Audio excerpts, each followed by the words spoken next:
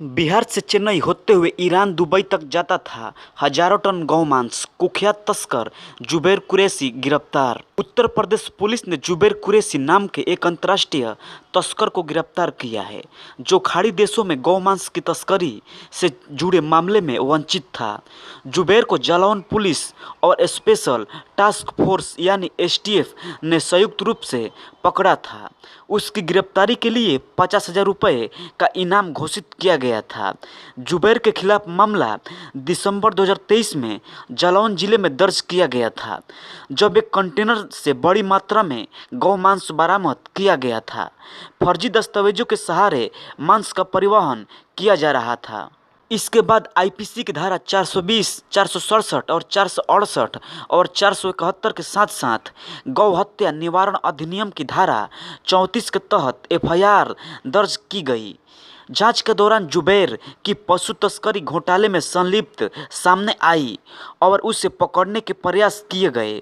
मूल रूप से पूर्वी जगतपुरी दिल्ली का रहने वाला जुबैर बार बार अपना स्थान बदलकर गिरफ्तारी से बच रहा था। पुलिस समेत एसटीएफ भी उसकी तलाश में जुटी थी। 5 मई 2024 को जुबैर को उत्तर प्रदेश के बिजनौर जिले में खोजा गया। जालौन पुलिस, बिजनौर पुलिस और एसटीएफ ने संयुक्त अभियान में उसे धामपुर थाना क्षेत्र के होटल यूरेशिया से गिरफ्तार किया गया। जुबैर की गिरफ्तारी के साथ ही अंतर्राष्ट्रीय पशु तस्करी रॉकेट में शामिल आरोपियों की कुल संख्या 6 बताई गई। पूछताछ के दौरान जुबैर ने अपने अंतर्राष्ट्रीय नेटवर्क के बारे में खुलासा किया। उसने खुलासा किया कि वह अपने सहयोगियों के साथ बिहार के किशनगंज जिले से गौमांस खरीदता है। इसके बाद फर्जी दस्तावेजों की मदद से गौमांस को चेन्नई लाया जाता था और बाद में इसे वियतनाम, दुबई, कतर, ओमान और ईरान जैसे देशों में भेज दिया जाता था। इस अवैध कारोबार के लिए जुबैर के जीएसटी लाइसेंस का इस्तेमाल किया जाता था। पुलिस फिलहाल इस मामले में 2 अन्य आरोपियों की तलाश कर रही है। आगे की जांच चल रही है और जुबैर कुरैशी से पूछताछ के दौरान और भी नाम सामने आ सकते हैं। पुलिस इस मामले में आवश्यक कानूनी कार्रवाई कर रही है। भारत में मौजूदा मांस निर्यात नीति के अनुसार गौमांस, गाय, बैल और बछड़े का मांस के निर्यात पूर्णतः प्रतिबंध है। मांस में अस्थि 100 भैंस का आधा 100 भी प्रतिबंधित है और इसे निर्यात करने की अनुमति नहीं है। निर्यात के लिए केवल भैंस के मांस, बकरी, भेड़ और कुछ पक्षियों के मांस की अनुमति है। भैंस के मांस को भी बीफ कहा जाता है। ऐसे में कुछ लोग भ्रमित होते हैं कि भारत से गौमांस निर्यात होता है, जबकि ऐसा नहीं है। 26 अक्टूबर 2005 को भारत के सर्वोच्च न्यायालय ने एक ऐतिहासिक निर्णय में भारत में विभिन्न राज्य सरकारों के द्वारा बनाए गए गौ हत्या विरोधी कानून की संवैधानिक वैधता को बरकरार रखा था। भारत के लगभग 20 राज्यों में गायों के वध या बिक्री पर रोक लगाने वाले वध की गई। गाय के अधिनियम को विनियमित करने वाले विभिन्न कानून थे। केरल, तमिलनाडु, मिजोरम, मेघालय, नागालैंड, त्रिपुरा और पश्चिम बंगाल कुछ ऐसे राज्य हैं जहां राज्य सरकारों ने गौ हत्या की अनुमति दे रखी है और इस पर प्रतिबंध नहीं है। किराया पूछा तो ऑटो ड्राइवर ने एसएसबी जवान की कर दी हत्या। दिल्ली के आरके पुरम की घटना। देश की राजधानी दिल्ली में एक बार फिर सनसनीखेज मामला सामने आया है। यहाँ मामूली कहासुनी के दौरान एक ऑटो चालक ने एसएसबी जवान की चाकू मारकर हत्या कर दी। इसके बाद ऑटो चालक मौके से फरार हो गया। मामला दक्षिणी दिल्ली के आरके पुरम इलाके का है। इस मामले में ऑटो चालक को गिरफ्तार कर लिया गया है। गिरफ्तार आरोपी के कब्जे से वारदात में इस्तेमाल किया गया हथियार और एक ऑटो रिक्शा बरामद किया गया है। दक्षिण पश्चिम जिले के डीसीपी रोहित मीणा ने बताया कि रविवार रात को दिल्ली के आरके पुरम सेक्टर 4 में एक लड़के को ऑटो के द्वारा चाकू मारे जाने के संबंध में पीसीआर कॉल प्राप्त हुई थी। मौके पर पहुंचने पर पता चला कि घायल को नज़दीकी अस्पताल में भर्ती कराया गया है। अस्पताल पहुंचने पर डॉक्टरों ने घायल जवान को मृत घोषित कर दिया। जांच में मृतक की पहचान आरके पुरम सेक्टर 4 निवासी मुकेश कुमार के रूप में हुई। अपराध की गंभीरता को देखते हुए दिल्ली पुलिस ने अपराध स्थल का दौरा किया गया और आसपास में लगे सबसे अधिक सीसीटीवी फुटेज की जांच की गई। सीसीटीवी फुटेज की जांच के दौरान पुलिस ने घटनास्थल के पास एक व्यक्ति को संदिग्ध स्थिति में देखा गया। तकनीकी उपकरणों के माध्यम से उसकी तस्वीर विकसित की गई, जिससे आरोपी व्यक्ति की पहचान विनोद कुमार के रूप में हुई। इसके बाद पुलिस ने आरोपी विनोद कुमार को गिरफ्तार कर लिया। पूछताछ के दौरान आरोपी ने बताया कि रविवार की रात को सेक्टर 4 आरके पुरम में अपने ऑटो में बैठा था। इसी दौरान एक व्यक्ति आया और किराए को लेकर उससे झगड़ा हो गया। शराब के नशे में उसने उस जवान को चाकू मार दिया और मौके से फरार हो गया। फिलहाल पुलिस इस मामले में आगे की कार्रवाई कर रही है। 14 बोतल पीने के बाद नशे में धुत आरोपी और पीना चाहते थे बियर लूटने के क्रम में कर दी युवक की हत्या। दिल्ली के आदर्श नगर इलाके में युवक की हत्या बियर लूटने के लिए कर दी गई। आरोपी पहले 14 बोतल पी चुके थे, लेकिन उन्हें फिर पीने की तलब उठी तो उन्हें आदर्श नगर इलाके में वाइन शॉप के पास लूट के इरादे से घूमने लगे। वहां से एक युवक को बियर ले जाते देखा तो चाकू से हमला कर दिया। हाथ में बियर लेकर जा रहे युवक की मर्डर मिस्ट्री को पुलिस ने सुलझाने का दावा करते हुए 3 आरोपियों को गिरफ्तार किया है। आरोपियों की पहचान मुकुंदपुर के रहने वाले अंकित कुमार, ब्रिजेश माथुर और हिमांशु कुमार उर्फ कटप्पा के तौर पर हुई हैं। इनमें अंकित और ब्रिजेश के खिलाफ पहले भी आपराधिक केस दर्ज हैं। पुलिस को आरोपियों से पूछताछ के बाद हत्या की जो वजह मालूम चली वो हैरत में डालने वाली थी। पुलिस का कहना है कि वारदात के समय पहले से नशे में धुत आरोपी और बियर पीना चाहते थे। पैसे खत्म हो गए थे, इसलिए वे वाइन शॉप के पास बियर लूटने के लिए मंडराने लगे। देर रात जब युवक को एक पॉलिथीन में बियर की बोतल ले जाते देखा तो उसे लूटने के लिए आरोपियों ने उसकी हत्या कर दी और फरार हो गए। पुलिस ने आरोपियों के कब्जे से हत्या में इस्तेमाल चाकू और खून से सने कपड़े बरामद किए हैं। डीसीपी उमा रंगनानी के मुताबिक 29 मई की रात 11 बजे एक युवक को चाकू मारने की कॉल मिली थी। पुलिस मौके पर पहुंची। मृतक की जेब से मिले आधार कार्ड के आधार पर उसकी पहचान मध्य प्रदेश के रीवा निवासी 22 साल के दुर्गेश शुक्ला के तौर पर हुई। वह लालबाग इलाके में रहते थे और पार्किंग एरिया में काम करते थे। पुलिस ने अस्पताल पहुंचाया, तब तक उनकी मौत हो चुकी थी। पुलिस को मृतक की जेब से पर्स मिला जिसमें 6000 रुपये और आधार कार्ड था। शुरुआती तौर पर लूट की आशंका कम थी। पुलिस ने केस दर्ज कर जांच शुरू कर दी। टीम ने घटनास्थल के आसपास लगे सीसीटीवी फुटेज को चेक किया। एक फुटेज में 3 संदिग्ध को देखा गया, हालांकि चेहरे पहचानना मुश्किल था। पुलिस ने छानबीन की लेकिन इंटेलिजेंस से सुराग मिला। इसके बाद तीनों को गिरफ्तार कर लिया गया। पुलिस के मुताबिक आरोपियों ने खुलासा किया कि उस रात करीब 8 बजे मुकुंदपुर से आज़ादपुर आए थे। उन्होंने आदर्श नगर में एक शराब की दुकान से बियर 6 खरीदी थी। सभी बोतलें पी गई, फिर वहां से लालबाग की ओर चल दिए। उन्होंने फिर से 8 बियर की बोतलें खरीदी और लालबाग इलाके में पी ली। अब जेब का सारा पैसा खर्च हो चुका था। नशे में जीटी रोड पर घूमने लगे। रात करीब 10:45 पर फिर उन्हें पीने की तलब उठी तो वे वर्धमान मॉल के सामने सर्विस रोड पर पहुंचे। उन्होंने वर्धमान मॉल की ओर से आते हुए दुर्गेश को देखा। वह बियर की बोतलों से भरा प्लास्टिक बैग ले जा रहा था। आरोपियों ने बियर की बोतल मांगी, दुर्गेश ने मना कर दिया। आरोपी बियर की बोतलें छीनने लगे। विरोध करने पर आरोपी ब्रिजेश हिमांशु ने उसे पकड़ लिया और अंकित ने चाकू निकालकर उसके सीने में घोंप दिया। उसके लूटी हुई बियर पी ली। फिर कुछ देर बाद लालबाग इलाके में घूमे। फिर आज़ादपुर से ऑटो रिक्शा लेकर मुकुंदपुर पहुंचे। अगली सुबह फरार हो गए। आरोपी अंकित ने खुलासा किया कि उसने खून से सने चाकू को अपने घर की छत पर छुपा दिया था। चाकू और खून से सने कपड़े बरामद कर तीनों को गिरफ्तार कर लिया गया है। पेचकस से 51 बार घोंपकर निर्मम तरीके से हत्या करने वाला आरोपी प्रेमी गिरफ्तार। पहले किया दुष्कर्म फिर दिया मर्डर को अंजाम।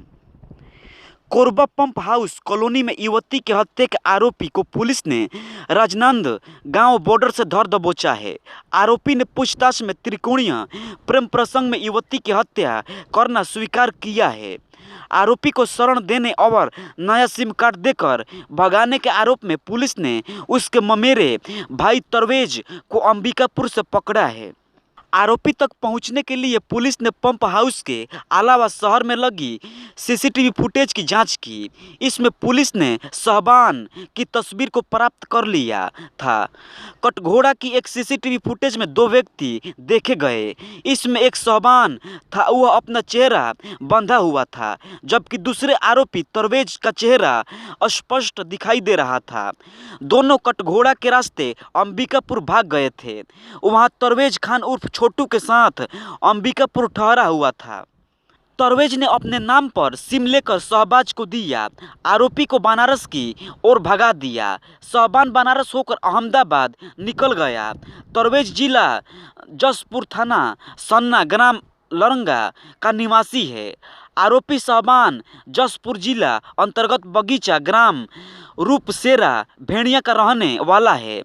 पुलिस के दोनों आरोपियों को डिमांड पर जेल भेज दिया है। आरोपी शहबान पर पुलिस साजिश रचकर हत्या करने की धाराएं जोड़ने वाली है। उस पर दुष्कर्म की धारा लगाए जाने की जानकारी पुलिस ने दी है। मामले की गंभीरता को देखते हुए पुलिस की 4 टीमें आरोपी की तलाश कर रही थी। छानबीन में पता चला कि आरोपी 23 दिसंबर की रात 1 बजे लगभग कोरबा ट्रांसपोर्ट नगर के होटल सालीन में ठहरा हुआ था। 24 दिसंबर की सुबह 8:10 पर चेकआउट किया था। इसके बाद वापस होटल नहीं पहुंचा था। पुलिस की टीम शहबान की तलाश के लिए जसपुर बगीचे भेजी गई। वह घर में नहीं मिला। सीसीटीवी फुटेज और साइबर सेल के साथ मिलकर पुलिस जांच को आगे बढ़ रही थी। इसी बीच शहबाज के अहमदाबाद में होने की जानकारी मिली। टीम अहमदाबाद भेजी गई, लेकिन उसे पुलिस के पहुंचने की भनक मिल गई। वह लगातार अपना स्थान बदलता रहा। इस बीच आरोपी के छत्तीसगढ़ की ओर जाने की सूचना मिली। पुलिस ने राजनंदा गांव जिले में महाराष्ट्र बॉर्डर पर एक बस से शहबाज को पकड़ लिया। उसे कोरबा लाया गया। आरोपी ने पूछताछ में युवती की हत्या करना स्वीकार किया है। घटना से पहले आरोपी ने युवती से संबंध बनाना स्वीकार किया है। शहबान को संदेह था कि युवती का एक अन्य युवक से संबंध था। इसे लेकर दोनों के बीच विवाद हुआ था। झगड़ा बढ़ने पर युवक ने पेचकस से युवती के शरीर पर कई बार हमला किया। युवती जिंदा नहीं बच सकी, इसलिए तकिया से मुंह नाक को दबा दिया। इस बीच शहबान को लगा कि घर में कोई व्यक्ति आ रहा है। डर कर वह भाग गया। घटनास्थल पर ही शहबान का बैग छूट गया। इसमें आधार कार्ड सहित अन्य सामान बरामद हुआ। हत्याकांड की जांच कर आरोपी को पकड़ने में मदद करने वाले पुलिसकर्मियों को विभाग की ओर से सम्मानित कराया जाएगा। इसकी जानकारी पुलिस अधीक्षक ने दी है। पानी लेने बेटी गई अंदर, दिल्ली में माँ बेटी के हत्यारों के मिशन, मालामाल की रोंगटे खड़े कर देने वाली कहानी। दिल्ली के कृष्ण नगर में डबल मर्डर करने वालों को पुलिस ने गिरफ्तार कर लिया है। हत्यारों ने मिशन मालामाल प्लान के तहत वकील से कानूनी राय भी ली थी। मां और बेटी का भरोसा जीतने के बाद उन्होंने एक के बाद 2 कत्ल कर दिया। हत्यारों को पता चल गया था कि रजरानी के पास 50 लाख रुपए हैं। कृष्णनगर डबल मर्डर केस की गुत्थी पुलिस ने सुलझा ली है। मां बेटी की हत्या में शामिल मुख्य आरोपी ट्यूटर और उसके म्यूजिक कंपोजर साथी को दिल्ली से ही छापेमारी कर गिरफ्तार कर लिया गया है। आरोपियों ने कृष्णनगर में रहने वाली 73 साल की राजरानी और उनकी बेटी गिन्नी किरार की हत्या कर दी थी। लूट और हत्या की साजिश रचने के लिए मिशन मालामाल नाम से योजना बनाई थी। गिरफ्तार आरोपियों की पहचान लक्ष्मी नगर निवासी किशन सिंह और सीवान बिहार निवासी अंकित कुमार सिंह के तौर पर हुई है। किशन हत्याकांड का मास्टरमाइंड है। डीसीपी रोहित मीणा ने बताया कि 31 मई की रात 7:56 पर पीसीआर कॉल मिली थी। कि कृष्णनगर में एक घर में बदबू आ रही है। घर में माँ बेटी रहती हैं। पिछले 3-4 दिनों से उन्हें किसी ने नहीं देखा। फ्लैट से बाहर भी कुंडी लगी हुई हैं। मौके पर पहुंची पुलिस को माँ बेटी के शव मिले। दोनों की गला काटकर निर्मम तरीके से हत्या हुई थी। आरोपियों ने हत्या करने के बाद वकीलों से कानूनी सलाह भी ली थी। कुछ समय बाद उन्होंने फोन बंद कर दिया था। पुलिस ने हत्या, डकैती समेत अन्य धाराओं के तहत मामला दर्ज कर जांच शुरू की। 300 से अधिक सीसीटीवी कैमरों की जांच की गई, जिसमें 2 संदिग्ध घर में आते जाते हुए दिखाई पड़े। फिर गोंडा, लखनऊ और अयोध्या, नोएडा और दिल्ली 5 शहरों में 2000 किलोमीटर की दूरी तय कर छापेमारी की गई। अंकित को दिल्ली से गिरफ्तार कर लिया गया, लेकिन मुख्य आरोपी किशन अभी भी फरार था। इस बीच पुलिस टीम को सूचना मिली थी कि किशन कोर्ट में सरेंडर करने वाला है। कांतीनगर में छापेमारी कर उसे भी गिरफ्तार कर लिया गया। आरोपी के पास से वारदात के वक्त इस्तेमाल 2 बैग, 3 लैपटॉप, 3 आईफोन, गिन्नी का एक पर्स और वारदात के वक्त पहने गए खून से सने कपड़े भी बरामद किए गए हैं। किशन एक मेडिकल कंपनी में मार्केटिंग मैनेजर था, साथ ही ऑनलाइन ट्यूशन भी पढ़ाता था। राजरानी को अपनी दिव्यांग बेटी गिन्नी के लिए एक कंप्यूटर ट्यूटर की तलाश थी। अप्रैल में किशन उनके घर गिन्नी को ट्यूशन पढ़ाने के लिए आने लगा। उसने उनका भरोसा जीत लिया। फिर ऑनलाइन फीस जमा करने के लिए बैंक की डिटेल्स लेकर पैसे ट्रांसफ़र करने की कोशिश की, लेकिन माँ बेटी नेट बैंकिंग और एटीएम का इस्तेमाल नहीं करती थी, इसलिए वे ठगी में कामयाब नहीं हो सके। तब उन्होंने लूट की योजना बनाई। लूट के लिए व्हाट्सएप पर मिशन मालामाल नाम से योजना बनाई। इसे अंजाम देने के लिए अंकित वारदात से एक दिन पहले असम से दिल्ली आया। इसी की रेकी की और लक्ष्मी नगर से चाकू खरीदा। हत्या वाले दिन घर में दोस्ताना एंट्री हुई। उन्हें उम्मीद थी कि घर में काफ़ी नकदी और गहने होंगे। उन्होंने गिन्नी से पीने के लिए पानी मांगा। गिन्नी रसोई में गई तो उन्होंने राजरानी की गला रेत कर हत्या कर दी। फिर रसोई में गिन्नी पर हमला कर हत्या कर दी। आरोपियों ने माँ बेटी की हत्या के बाद खून की सफाई की। अपने खून के धब्बे वाले टी-शर्ट बदले ताकि कोई निशान न रह जाए। उसके बाद लूटपाट कर फरार हो गए। जाते वक्त बाहर से दरवाजा बंद कर दिया था। पूछताछ में पता चला है कि अंकित कुमार सिंह सिवान का रहने वाला है और एक अच्छा गायक भी है। उसका एक म्यूजिक बैंड भी है। वह पार्टियों और समारोह में गाना भी गाता था। ओटीटी फिल्म के लिए गीत संगीत की तैयारी भी की थी। इंस्टाग्राम पर उनके काफ़ी फॉलोअर्स हैं। 3 महीने पहले हत्याकांड का पर्दाफाश। कोल्ड ड्रिंक में नशा देकर घोट दिया था गला, 5 गिरफ्तार। मुजफ्फरनगर में अनुज राठी की हत्याकांड में अनुज के चचेरे भाई ने उसे गला घोटकर मार डाला था। इस हत्याकांड के पीछे उद्देश्य पारिवारिक जमीन कब्जाना था। बुढ़ाना थाना पुलिस ने हत्याकांड का राजफाश करते हुए अनुज की बर्बरता की वजह से हत्या मिस्ट्री को खोल दिया। शव को कुएं में फेंकने के बाद आरोपियों को गिरफ्तार किया गया है। उत्तर प्रदेश के मुजफ्फरनगर पुलिस ने अनुज राठी हत्याकांड की ब्लाइंड मर्डर मिस्ट्री को खोल दी है। अनुज की हत्या करीब 3.5 महीने पहले चचेरे भाई ने अन्य साथियों के साथ मिलकर गला घोटकर की थी, जिसके पीछे असली उद्देश्य पारिवारिक जमीन कब्जाना था। हालांकि हत्या का तत्कालीन कारण मामूली विवाद ही था। बुढ़ाना थाना पुलिस ने क्राइम ब्रांच के साथ मिलकर हत्याकांड का राजफाश करते हुए बताया कि सभी आरोपी को अरेस्ट कर लिया गया है। आरोपियों में से एक बाल अपचारी भी शामिल है। SP crime branch Prabhat Kumar Prasad ने बताया कि बुढ़ाना थाने में शाहडब्बर गांव में 21 अगस्त को अनुज राठी पुत्र ओमपाल की गला घोटकर हत्या कर दी गई थी और पुलिस को गुमराह करने के लिए शव को कुएं में फेंक दिया गया था।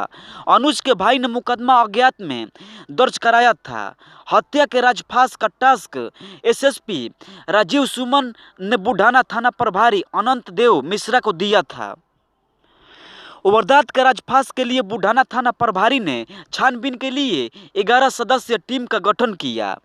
एसएसपी क्राइम ब्रांच ने बताया कि एक सूचना के आधार पर अनुज हत्याकांड में शामिल 5 आरोपियों को शुक्रवार को खतौली तिराहे से गिरफ्तार कर लिया गया। एसपी क्राइम ब्रांच ने बताया कि मुख्य आरोपी सोनू उर्फ विजय राठी अनुज का चचेरा भाई है। सोनू ने बताया कि उनके बाबा 3 भाई थे, जिनमें एक बाबा बीरसेन के कोई लड़का नहीं था।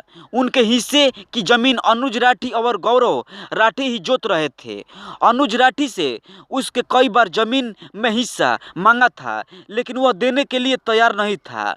इतना ही नहीं, हत्या से कुछ दिन पहले वह अपने खेत से मिट्टी हटाना चाहता था, लेकिन अनुज और गौरव ने हटाने नहीं दिया। तभी सोनू ने अनुज राठी की हत्या की योजना बना डाली, जिसमें अंजाम तक पहुंचाने के लिए उसने दोस्तों को शामिल किया।